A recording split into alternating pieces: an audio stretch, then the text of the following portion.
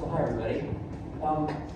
Several years ago, I think before the COVID, I talked to this group at a retreat about how we understand the science of climate change. It's well known, it's been known for decades, and yet our action has really been inadequate. And the reasons are largely that it's not human nature, or that this is such a wicked problem. Yes, those things have some influence, but we deal with all kinds of problems all the time. Rather, I believe as a sociologist that there are organizations that have been actively involved in slowing and stopping and even rolling back our efforts to protect our environment and climate change more specifically.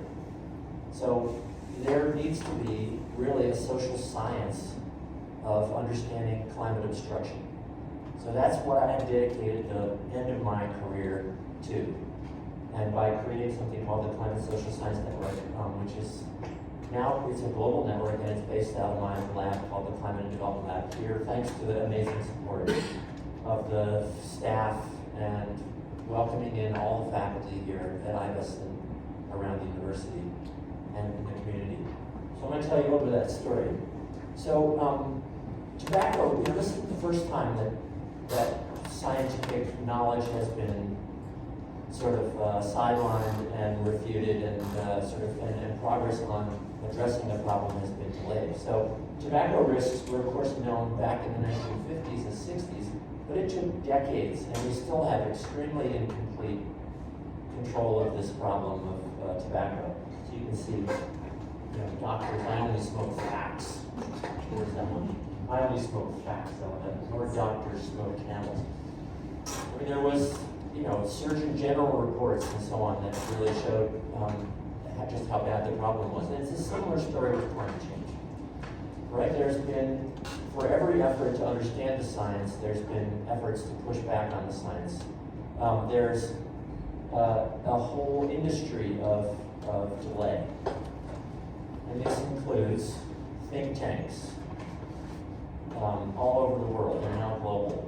The Atlas Network, and many of them funded by the Koch brothers, but it's not just the Koch brothers. There's hundreds and thousands of these think tanks. There's university programs at some of the best research universities are highly dependent on fossil fuel funding, and a lot of that is very manipulative of the kind of science that happens and is aimed at demobilizing that university and the very environmental scientists who then become leaders in things like the Intergovernmental Panel on Climate Change and so on, to slow down the effort at identifying the problem and the kind of solutions that would be adequate to address it to the extent that's expressed in the science.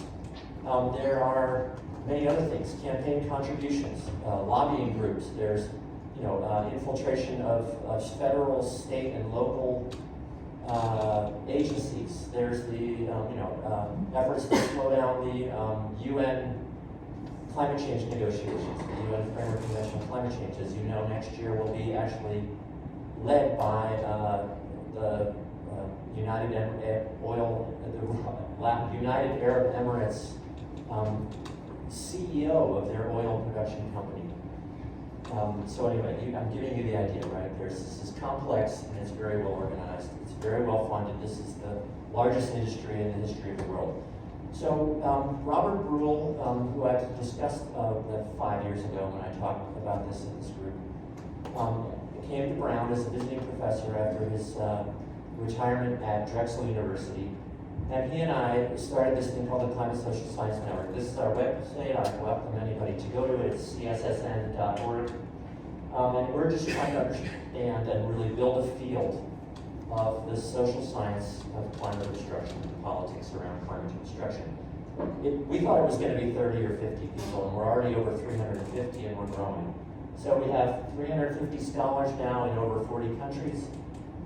We've given out grants. We've received 4 or 5 different foundation grants so far, and we have a couple under review right now to renew our funding again. We really got started only in the fall of 2020. With the support of the High Tide Foundation, it's been really exciting to give out these grants. We're assisting the work of 21 teams in 33 universities in 21 countries. That was in our first 2 sets of grants. And then now this fall, we had another foundation and we were able to give out 11 grants in 9 more countries. We're having specific targeted calls for research proposals outside the United States and Canada because that's pretty well known. So we have 2 big projects. These are going to take me the next couple of years. Climate obstruction in Europe. We have funding from the foundation to put together what I call sort of the working group 4 to be overdramatic. That is, if you know, the Intergovernmental Panel on Climate Change has 3 working groups, but they can't really talk about this stuff very much because they have to get approval of their reports from the governments that are, sponsoring and controlling the operation. So we are able to say what we need to. And as our senator here in Rhode Island, Sheldon Whitehouse, said, trying to understand the story of climate change and why we have not acted without understanding the climate obstruction in the fossil fuel industry and all those groups is like trying to understand the story of Star Wars without mentioning Darth Vader. In other words, you have no clue about what's going on if you don't understand this. Why have we not, dealt with climate change? So then the next thing, we just got funding approved last week, a final agreement to do a global assessment of climate obstruction, which is, it's still to be determined. We're going to do this more in the structure of an IPCC report with coordinating lead authors and many authors and so on. In the Climate Social Science Network, we have 9 working groups. We're going to add a couple more. These are just the topics of them. They're very exciting. They're open to everybody who is, and the network is, who is sort of scholar producing peer-reviewed literature. So that includes postdocs, doctoral students, a couple of my recent alums from my lab are members of this and so on. Can you read those? Are they too small? I'm not going to read through those. I have a video which takes 1 minute. Can I show it? So we organized this. Do I need to skip this? We had a real problem with this before. So we organized a conference in Germany last year, which was organized around the UN negotiations, which are always in Bonn in May and June. So I hired, because we had to go remote at the last minute, I hired an event production group which does remote conferences, and they were fantastic. So let's see if we can see this video. And the music is actually really dramatic and maybe heavy-handed. Can you hear it?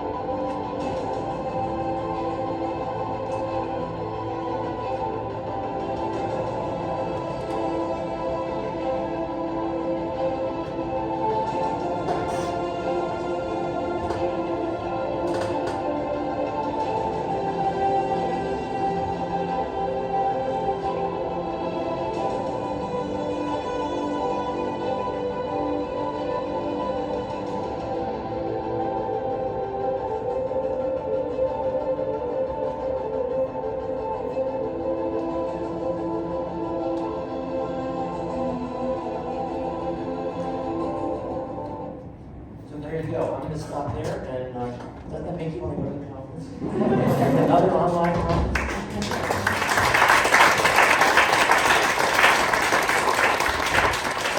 Did I overstay any time? Yes, that's all right. I have a silly question and also a comment. I love the Darth Vader analogy because I love Star Wars. Yeah. But I'm pretty sure there's like 2 whole entire new series of Star Wars that start without learning about Darth Vader.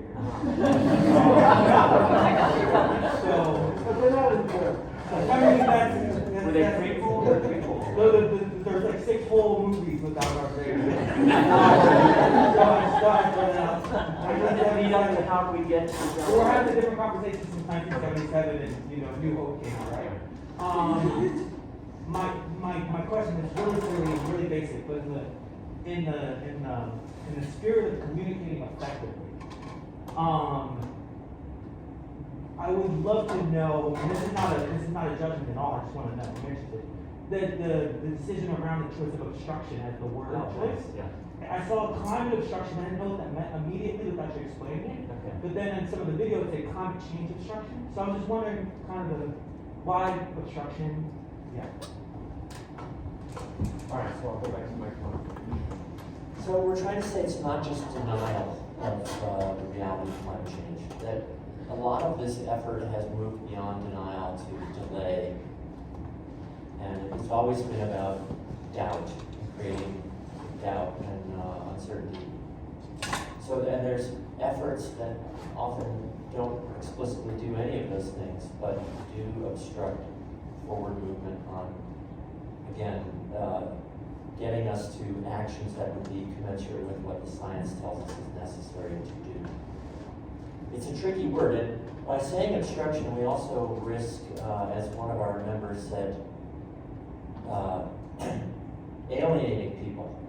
Because nobody wants to be called an obstructionist or an obstructor, right? They might be just representing their industry's interests and doing their jobs. So anyway, I think you've raised an important issue, and if you have better words, please tell me, because we're looking for them.